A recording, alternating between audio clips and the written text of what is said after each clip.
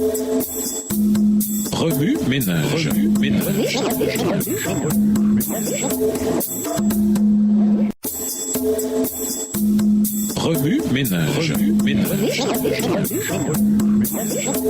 Bienvenue dans notre émission Remue ménage. Noël sont de mercredi invité. Autre question sur la prière. Pourquoi prier alors que Dieu sait déjà tout? Ellen White l'explique ainsi. Non pas que la prière soit nécessaire pour instruire Dieu de ce qui nous concerne, mais elle nous met à même de le recevoir. La prière ne fait pas descendre Dieu jusqu'à nous, elle nous élève jusqu'à lui. Extrait du livre Vers Jésus, page 142. En effet, Dieu connaît nos désirs et nos besoins et il lit toutes les intentions de notre cœur. Prier est bon pour nous. Cela nous invite à nous arrêter au milieu de l'agitation de notre vie, à faire une pause, à reconnaître que Dieu est souverain sur tout et à nous mettre à ses pieds. La prière ouvre également davantage de possibilités à Dieu pour agir. Le Saint-Esprit intercède pour nous lorsque nous ne savons pas comment prier. Romains 8, versets 26 et 27. Pourquoi prier quand tout va bien? La propre suffisance et l'orgueil peuvent être parmi les plus grands obstacles à une vie de prière intense. Si seulement nous réalisions à quel point nous avons besoin de Dieu, nous viendrions beaucoup plus souvent à lui. Si les anges parfaits l'adorent et le vénèrent, comment nous, êtres humains pécheurs, pouvons-nous penser que nous avons moins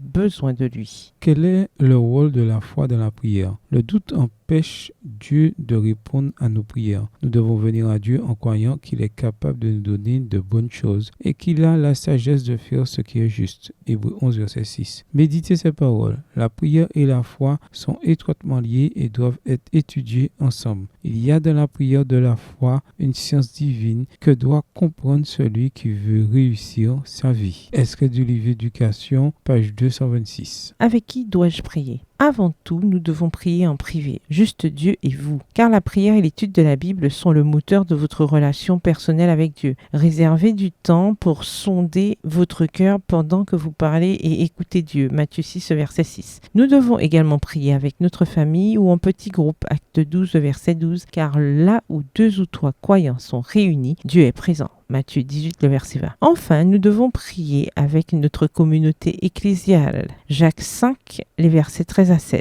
Ces 3 aspects sont importants. Comment dois-je écouter? La prière ne consiste pas seulement à parler à Dieu. Nous devons également lui permettre de nous tailler et de nous parler dans nos vies. La manière la plus claire et la plus sûre d'y parvenir est de lire la Bible et de combiner la prière et l'étude de la Bible dans notre temps de dévotion. Nous devons veiller à ne pas vider notre esprit ou à ne pas écouter nos propres pensées plutôt que de sonder la Bible. Remue ménage, question à méditer. Sur quel thème nos prières devraient-elles se concentrer? Considérez 1 Chronique 29, verset 11, Job 42, verset 10, Somme 32, verset 5, Somme 51, verset 10 à 13, Luc 11, verset 13, 1 Timothée 2, verset 1 à 4, Éphésiens 6, verset 18 à 20, Philippiens 4, verset 6, Colossiens 1, verset 9, Jacques 4, verset 15. Notez vos réponses. Au revoir. Et à demain si Dieu veut.